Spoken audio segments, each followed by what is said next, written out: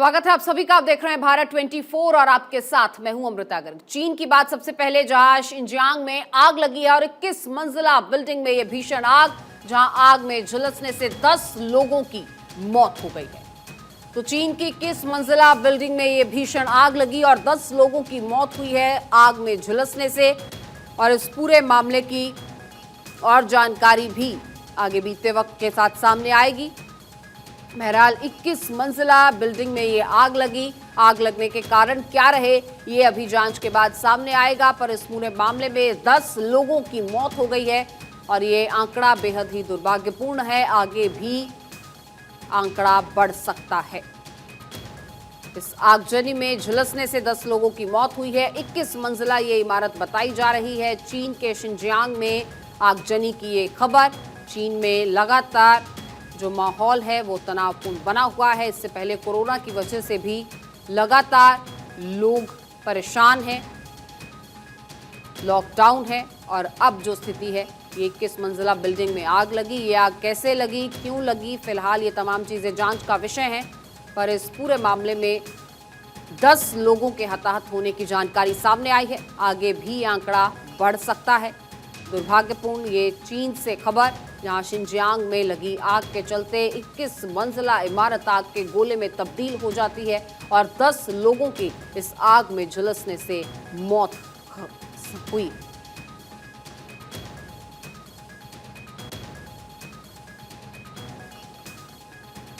तो 21 मंजिला इमारत में आग लगी। आग क्यों लगी, इस पूरे मामले की तफ्तीश जारी है। कोई शॉर्ट सर्किट हुआ है या किस वजह से आग लगी, इन तमाम चीज़ों का बैकग्राउंड अब खोजा जाएगा। बहरहाल इस पूरे मामले में 10 लोगों की मौत हुई है।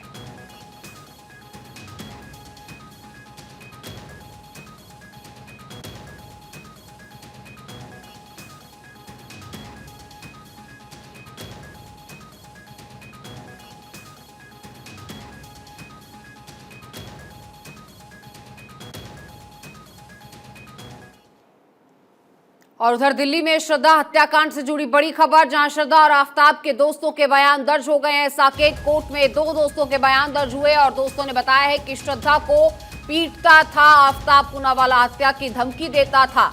ये दोस्तों के बयान हैं, तो ये बयान अहम साबित हो सकते हैं। इससे पहले भी ये पूरी जानकारी सामने आई है कि श्रद्धा ने कंप्लेंट भी की थी। इस हत्याकांड से जुड़े कई बयानात सामने आ रहे हैं, कई सबूत सामने आ रहे हैं और अब दोस्तों के बयान दर्ज किए गए हैं। श्रद्धा और आफ्ताब के जो कॉमन फ्रेंड्स हैं उनके बयान दर्ज हुए हैं साकेत कोर्ट में। 2 दोस्तों के बयान, जहां दोस्तों ने ये बताया है कि श्रद्धा को पीटता था, आफ्ताब पूनावाला हत्या की भी धमकी देता था। हमारे सहयोगी कन्हैया शुक्ला हमारे साथ जुड़ चुके हैं। कन्हैया, क्या कुछ और जानकारी इन बयानों में और क्या कुछ सच सामने आया है?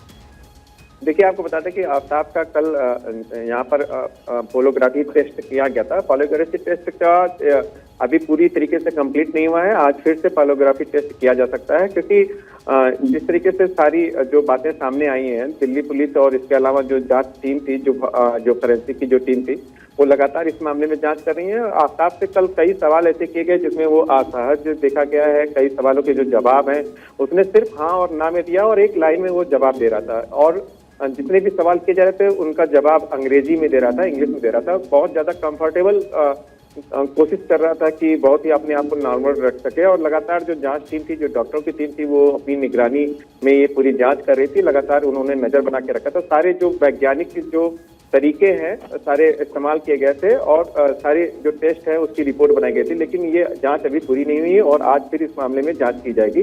लेकिन जो सवाल किए गए, जो जवाब आफ्ताब की तरफ से दिए गए हैं, उससे जो जांच टीम है, जो फोरेंसिक टीम है, वो संतुष्ट नहीं है और उसको अभी और डिटेल में जवाब आफ्ताब आरोपी से चाहिए। इसलिए अभी कोशिश की जा रही है कि लगातार फिर से एक बार जांच की जाएगी और आज फिर से ये कोशिश रहेगी कि आफ्ताब को यहाँ पर लाया जा सके और उससे पूछताछ की जा सके। लेकिन कन्हैया, जो दोस्तों के बयान हैं जो दर्ज किए गए हैं, जिसमें ये साफ जिक्र है कि श्रद्धा को मारता पीटता था आफ्ताब, उस बारे में क्या कुछ जानकारी है? इन बयानों में क्या कुछ और भी इन दोस्तों ने बताया है, क्योंकि दोनों के कॉमन फ्रेंड्स थे? देखिए, इसके पहले एक चिट्ठी भी आई थी जिसमें एक शिकायत थी, जिसमें शिकायत पुलिस को भी दी गई थी। इसके अलावा जो डॉक्टर है जब आफ्ताब को मारता था तो मुंबई में जो डॉक्टर थे उनका भी बयान सामने आया था, पुलिस ने उनका भी बयान दर्ज किया है। और ये निश्चित रूप से ये बात तो साफ है कि आफ्ताब बहुत ज्यादा मारपीट करता था श्रद्धा के साथ, और इस तरीके की जो शिकायतें हैं वो जो श्रद्धा के दोस्त हैं, कॉमन फ्रेंड्स हैं, उनको भी पता थी, श्रद्धा के परिवार वालों को भी पता थी, और साथ ही साथ अगर देखा जाए तो ये भी बताया जा रहा है कि जो आरोपी आफ्ताब है उसके माता पिता भी साथ में रहते थे, तो उनको भी ये बात पता थी कि वो श्रद्धा को पीटता था। तो निश्चित रूप से ये बहुत ही संगीन मामला है। अगर इस तरीके की शिकायत थी, इस तरीके की जानकारी परिवार वालों की थी, उनके दोस्तों की थी, पुलिस को थी, तो इस पर पहले ही अगर एक्शन लिया गया होता तो शायद आज श्रद्धा जिंदा होती, और इसमें भी इस तरीके से भी जांच की जा रही है। चलिए, बहुत शुक्रिया आपका इस पूरी जानकारी के लिए। और उधर सत्येंद्र जैन की भोजन की मांग वाली याचिका पर फैसला आज आएगा। राउज एवेन्यू कोर्ट में कल सुनवाई पूरी हो चुकी है और फैसला सुरक्षित रखा गया है। सत्येंद्र जैन ने तिहाड़ जेल में धार्मिक आस्था के मुताबिक खाने की मांग की थी और आज दोपहर 3 बजे राउज एवेन्यू कोर्ट का फैसला आएगा। तो सत्येंद्र जैन की भोजन की मांग वाली याचिका पर कोर्ट का क्या फैसला रहेगा ये देखना होगा। धार्मिक आस्था के आधार पर भोजन की मांग की गई है। इससे पहले कई इल्जाम लगते रहे हैं, जेल में वीआईपी ट्रीटमेंट और तमाम चीजों की जो सहूलियात उन्हें दी गई, इन तमाम चीजों को लेकर, इन तस्वीरों को लेकर सवाल उठते आए हैं और अब भोजन की मांग की गई है धार्मिक आस्था के आधार पर। इसका क्या फैसला होगा ये दोपहर 3 बजे तक सामने आएगा।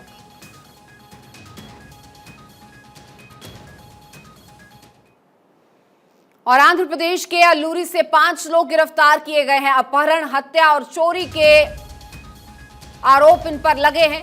आरोपियों से 2 चाकू, 26 बोतल शराब, 2 लैपटॉप बरामद किए गए हैं। नाकाबंदी की गई थी और नाकाबंदी के दौरान ही इन आरोपियों ने भागने की कोशिश की। पुलिस ने पीछा किया और इनके वाहन को कब्जे में ले लिया। तो आंध्र प्रदेश के अल्लूरी से ये 5 लोग गिरफ्तार किए गए हैं। ये 5 आरोपी हैं अपहरण, हत्या और चोरी के मामले में। इन आरोपियों से 2 चाकू बरामद किए गए हैं, शराब और लैपटॉप भी बरामद हुई।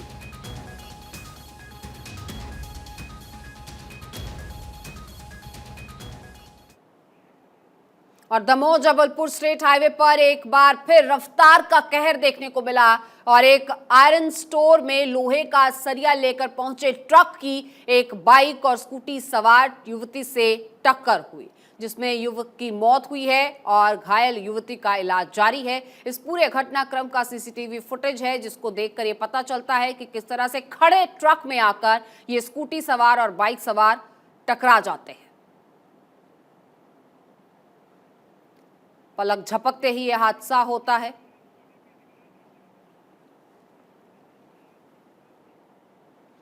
और दिल्ली के deputy CM Manish Sisodia press conference कर रहे हैं, सीधे लिए चलते हैं।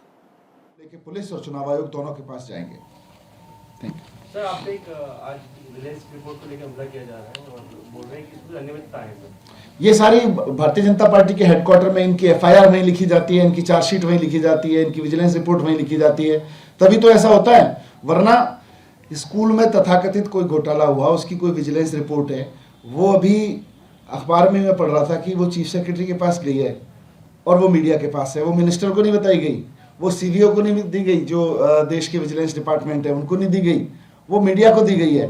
तो ये भारतीय जनता पार्टी ने अपने यहाँ स्क्रिप्ट लिखते हैं और मीडिया को जारी करते हैं, रोज यही कर रहे हैं। सर, कल आपके कार्यकर्ता हैं संदीप भारद्वाज, उनकी डेथ हुई है और अब एक तरह से बीजेपी इकोसिस्टम इस बात को पुश कर रहा है कि टिकट के दावेदार थे और उस वजह से, क्योंकि टिकट नहीं मिला, इस वजह से सुसाइड हुआ है। बहुत दुखद है। संदीप जी मेरे भी करीबी थे और ट्रेड विंग में काफ़ी अहम भूमिका निभाते थे, लेकिन इस तरह से टिकट से नहीं जोड़ सकते इसको, ये गलत कर रहे हैं। Thank you. तो दिल्ली के डिप्टी सीएम मनीष सिसोदिया को आप सुन रहे थे, जिन्होंने भाजपा पर आरोप लगाए हैं और किस तरह से हत्या की साजिश का जो संग्राम मचा हुआ है लगातार, उस पर अपनी बात रखते हुए नजर आए।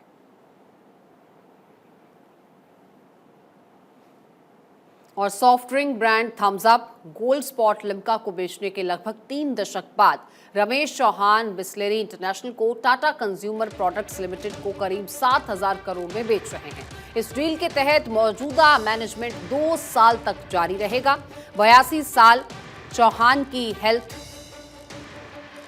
हाल ही के दिनों में ठीक नहीं है और उनका कहना यह है कि बिस्लरी को विस्तार के अगले लेवल पर ले जाने के लिए उनके पास उत्तराधिकारी नहीं है। चौहान ने कहा, बेटी जयंती कारोबार में ज्यादा दिलचस्पी नहीं रखती हैं। आपको बता दें, बिस्लरी भारत की सबसे बड़ी पैकेज्ड वाटर कंपनी है।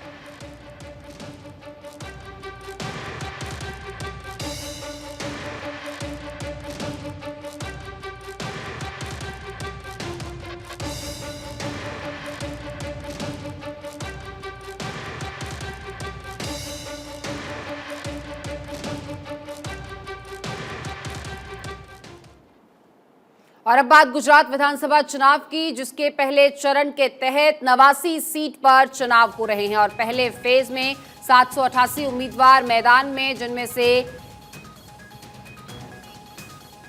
कई उम्मीदवार दागी बताए जा रहे हैं। 167 प्रत्याशियों के खिलाफ आपराधिक मामले दर्ज हैं, तो वहीं 100 उम्मीदवारों के खिलाफ हत्या और बलात्कार जैसे गंभीर आरोप हैं। और यह खुलासा एसोसिएशन फॉर डेमोक्रेटिक रिफॉर्म्स यानी एडीआर की एक रिपोर्ट में हुआ है। पहले चरण के तहत आम आदमी पार्टी कुल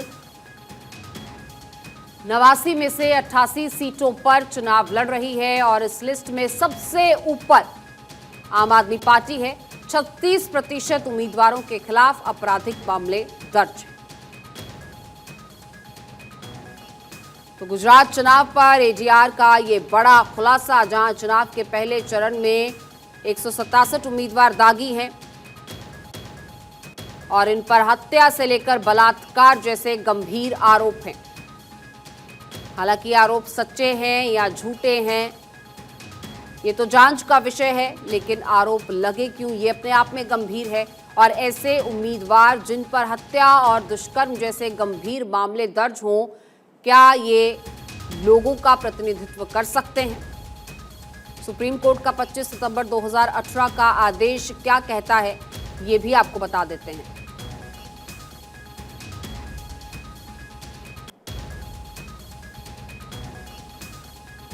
एसोसिएशन फॉर डेमोक्रेटिक रिफॉर्म्स की रिपोर्ट में यह खुलासा हुआ है। सभी राजनीतिक दलों को लंबित आपराधिक मामलों की जानकारी देनी होगी, ये सुप्रीम कोर्ट के आदेश कहते हैं। आपराधिक रिकॉर्ड वाले उम्मीदवारों के चयन की वजह की जानकारी भी पार्टी को देनी होगी कि इन्हीं को क्यों चुना गया। जानकारी अपनी वेबसाइट पर अपलोड करना अनिवार्य होगा।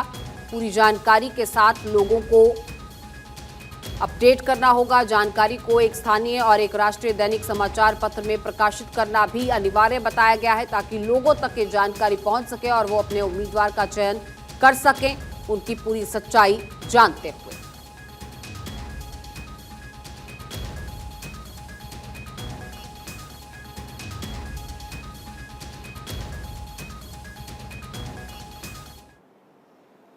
तो गुजरात चुनाव पर एडीआर का ये बड़ा खुलासा हुआ है, जहां गुजरात चुनाव के पहले चरण में 167 उम्मीदवार दागी हैं और 788 उम्मीदवारों में से 167 उम्मीदवार दागी हैं। 100 उम्मीदवार इनमें से ऐसे हैं जिन पर हत्या और दुष्कर्म जैसे गंभीर मामले दर्ज हैं। अब एसोसिएशन फॉर डेमोक्रेटिक रिफॉर्म्स की ये रिपोर्ट में खुलासा हुआ है, दागी उम्मीदवारों के मामले में पहले नंबर पर है आम आदमी पार्टी। आम आदमी पार्टी के 36% उम्मीदवार दागी बताए जा रहे हैं और आम आदमी पार्टी के आपराधिक मामलों वाले ये उम्मीदवारों की संख्या 32 है। 35% दागी उम्मीदवारों के साथ दूसरे नंबर पर कांग्रेस है। कांग्रेस के आपराधिक मामलों वाले ये उम्मीदवारों की संख्या 31 की बताई जा रही है और पहले चरण में भाजपा के 16% उम्मीदवार दागी हैं। भाजपा ने आपराधिक रिकॉर्ड वाले 14 उम्मीदवारों को मैदान में उतारा है। बीटीपी के 14 उम्मीदवार मैदान में हैं। ये 29% दागी उम्मीदवार इस पार्टी के हैं। तो ऐसे में ये उम्मीदवार जब मैदान में उतरते हैं तो सवाल ये उठता है कि क्या ये उम्मीदवार लोगों का प्रतिनिधित्व कर सकते हैं या नहीं। गुजरात विधानसभा चुनाव के कार्यक्रम की अगर बात करें तो 33 जिलों में विधानसभा की कुल 182 सीटें जिन पर चुनाव होगा और 1 दिसंबर को पहले चरण का चुनाव होगा। पहले चरण में 19 जिलों की 89 सीटों पर वोट डाले जाएंगे। पहले चरण में मैदान में कुल 788 उम्मीदवार होंगे और इन उम्मीदवारों में से 167 प्रत्याशी, जैसे कि हमने आपको बताया, ये दागी हैं। 5 दिसंबर को दूसरे चरण का चुनाव होगा और यहां पर अगर बात करें तो दूसरे चरण में 14 जिलों की 93 सीटों पर चुनाव होना है और इनमें से दूसरे चरण में 833 उम्मीदवार मैदान में होंगे। 8 दिसंबर को हिमाचल प्रदेश के साथ वोटों की गिनती हो जाएगी। तो ये तमाम जानकारी आपको जो आने वाले चुनाव हैं उनके लिए दे रहे हैं। सुप्रीम कोर्ट के आदेश क्या कहते हैं इन दागी उम्मीदवारों के प्रति और पार्टियों की क्या जिम्मेदारी है। 25 सितंबर 2018 का ये आदेश है और आदेश के मुताबिक सभी राजनीतिक दलों को लंबित आपराधिक मामलों की जानकारी देनी होगी। आपराधिक रिकॉर्ड वाले तमाम उम्मीदवारों की चयन की वजह की जानकारी देनी होगी और अपनी वेबसाइट पर बाकायदा इसे अपलोड करना होगा। और बीजेपी से मनोज तिवारी प्रेस कॉन्फ्रेंस कर रहे हैं, सीधे लिए चलते हैं। ये बात हम अच्छी तरह समझते भी हैं और हम इसका समर्थन भी करते हैं, लेकिन ऐसे केसेस में इस प्रकार से किसी और की मौत न हो जाए, इसकी चिंता करनी बहुत ज़रूरी है। इस नाते से आज मैं कुछ बातें आप सबके लिए करके आया हूं सामने। आप सभी जानते हैं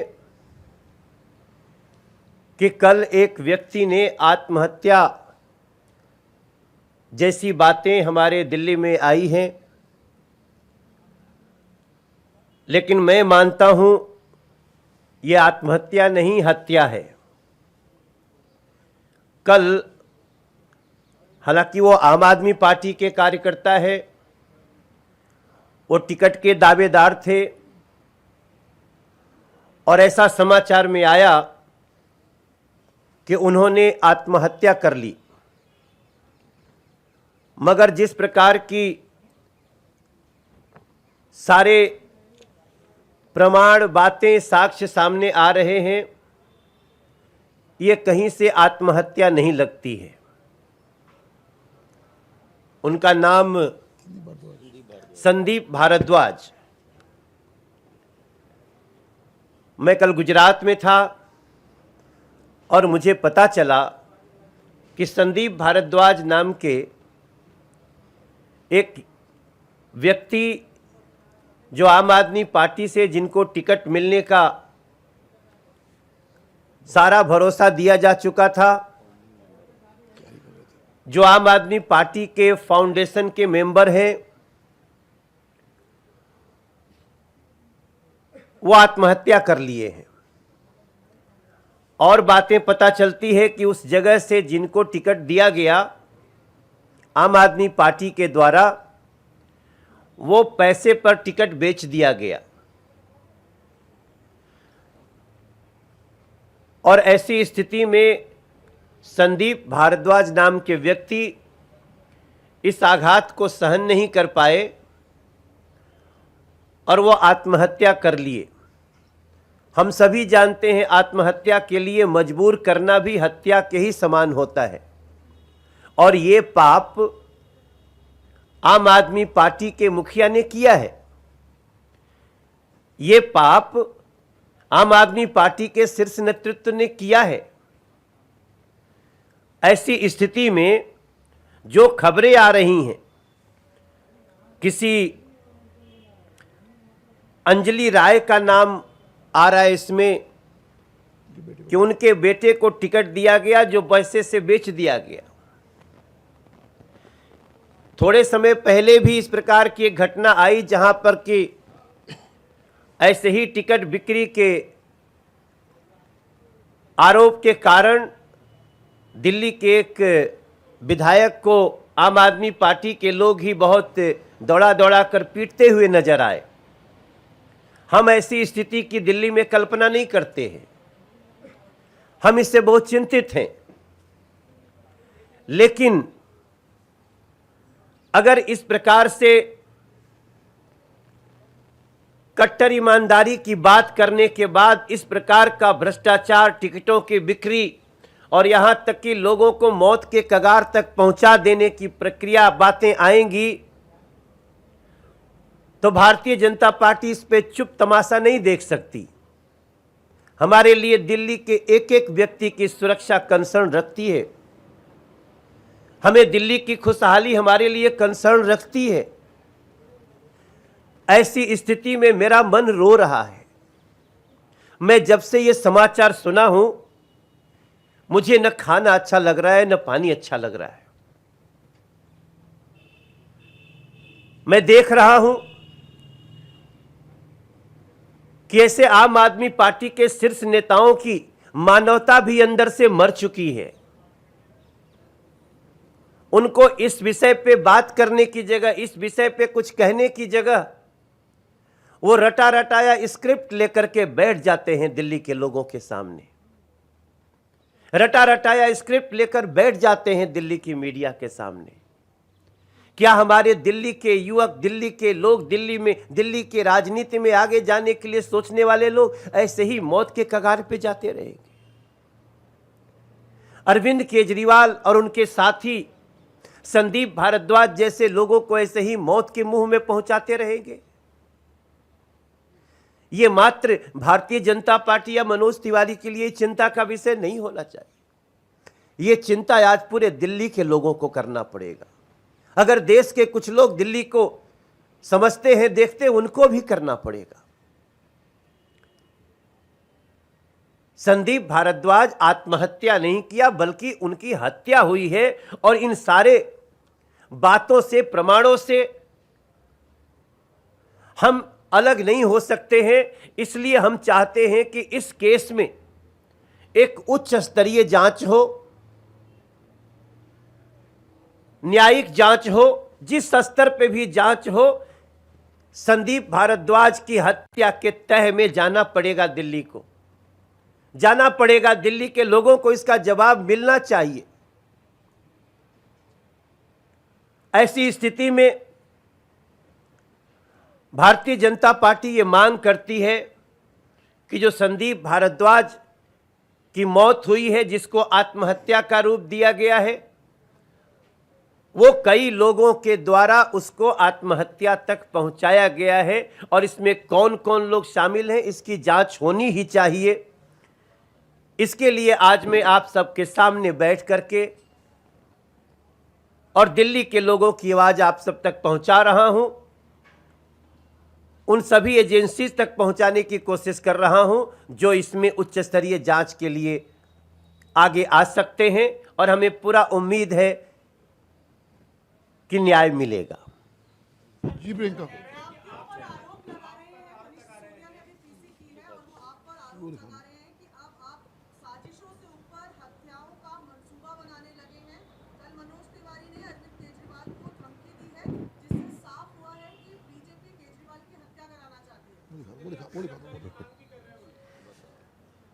मैंने कल अरविंद केजरीवाल जी के सुरक्षा की चिंता की है।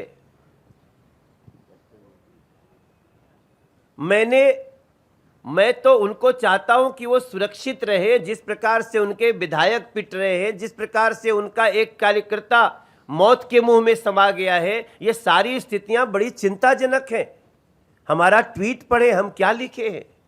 और ये जो ये हत्या की और हत्या की धमकी की जो स्क्रिप्ट है ना, ये आम आदमी पार्टी की बहुत पुरानी है। ये सब देखिए हमारे पास क्या है, ये देखिए, ये सब के मनीष सिसोदिया जी का ट्वीट है। केजरीवाल की हत्या करवाना चाहती है बीजेपी। किस डेट की है ये? 2019 में है। डेट अलग है। ये अलग डेट है। तो ये तो हर साल, खाली साल बदलता है, इनका आरोप यही रहता है। अब हमें समझ में नहीं आ रहा है कि अरविंद केजरीवाल बार बार मनीष सिसोदिया को जेल भेजने की बातें करते रहते हैं, और मनीष सिसोदिया उनकी हत्या की भविष्यवाणी कर रहे हैं। ये उनका दोनों का आपस में क्या चल रहा है, ये हमारे समझ के बाहर है। धन्यवाद, धन्यवाद, धन्यवाद। नहीं, बिल्कुल नहीं भाई। हम चाहते हैं सजा किसी को भी, अगर उसके कुकर्मों की हो, पापों की हो, तो सजा न्यायालय दे। सड़क पे इन लोगों को सुरक्षित रखना बहुत आवश्यक है। धन्यवाद, धन्यवाद। वो बात बहुत 11:30।